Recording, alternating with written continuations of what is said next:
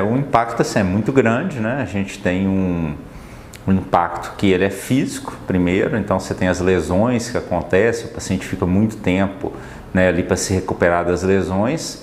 Tem um impacto financeiro, social, então essas pessoas, né, normalmente a maior parte dos pacientes são pais de família, né, que estão ali na sua atividade laboral e eles no acidente eles vão se ausentar do trabalho. Existe uma dificuldade para esses pacientes se afastarem depois pelo INSS, a perícia, essa situação, e também tem um impacto psicológico, né? Porque normalmente esses pacientes evoluem com sequelas e com limitações que ficam o resto da vida. E numa população extremamente jovem, porque os nossos pacientes, né, que sofrem acidente de trânsito, predominantemente são pacientes jovens. Mais os membros inferiores, né? Então nos membros inferiores as lesões mais graves acontecem na região da tíbia, que é um osso muito exposto, então essas lesões elas são muito, requerem uma abordagem multidisciplinar, então esses pacientes precisam de fazer retalhos, utilizam terapia de pressão negativa, então eles ficam muito tempo hospitalizados, né? E as articulações também, joelho, tornozelo, pé, né, que é muito exposto. Os acidentes de moto, normalmente as pessoas às vezes não utilizam calçados adequados, né, então usam chinelo, sandália e aí o pé fica muito exposto. Então os membros inferiores principalmente são muito acometidos. O quantitativo aumenta, a gente vê nas estatísticas, né, tanto do hospital quanto da Secretaria de Saúde. Isso veio também com o crescimento da população, o aumento do número de veículos, né, transitando, mas também a gente tem uma questão melhorou, né, muito o atendimento pré-hospitalar. Então pacientes que antes morriam na cena, né, iam a óbito, eles acabam sobrevivendo e chegam nos hospitais, né, e acaba que a gente lida cada vez com lesões mais graves.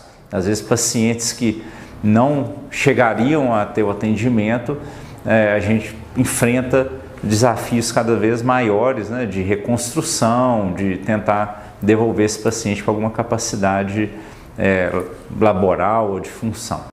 E Belo Horizonte é exemplo disso, né? O nosso pré-hospitalar é muito bem feito, muito treinado, e assistência em rede. Aqui a gente tem uma central que consegue direcionar para o hospital que está mais próximo, e a gente tem a discussão da linha vermelha o tempo todo. Então, por exemplo, se tem neurocirurgião de plantão, se não tem, a gente tem uma rede muito forte na cidade de Belo Horizonte que direciona para as 3 principais portas de urgência, né? Que é o Odilon Beres, o João 23 e o Risoleta. Então a gente consegue certificar por gravidade, né? O pré-hospitalar consegue mandar os pacientes menos graves para as UPAs, consegue trazer o mais grave para os grandes hospitais. Então isso é um sistema muito bem organizado que a gente tem em Belo Horizonte.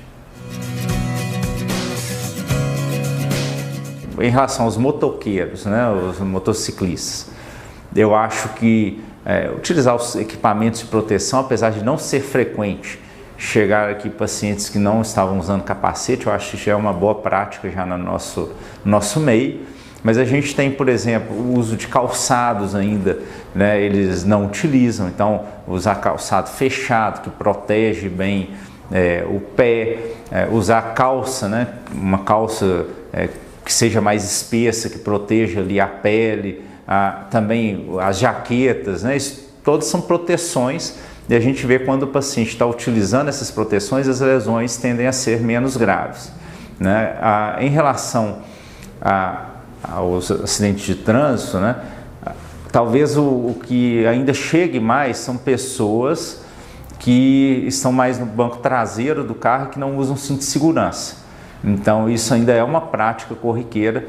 É incomum a gente atender pessoas que estavam no banco da frente e não usam cinto de segurança, mas ainda é comum as pessoas estarem no banco de trás, não usarem cinto de segurança e aí terem lesões bem graves, né? Nos feriados recentes a gente viu isso. E em relação aos atropelamentos, né, que seria com pessoas, ainda há a história, né, das pessoas atravessarem fora da faixa. Todos nós queremos nos locomover, né, e chegar de um ponto A a um ponto B com segurança. Então a gente respeitar as outras pessoas, né, a gente nota uma agressividade talvez das pessoas no trânsito, então a gente pensar que ali tem uma outra vida e que uma questão de segundos você pode lesionar uma pessoa, gerar sequela ali para uma vida, né, para uma família inteira, né, não é só para um indivíduo.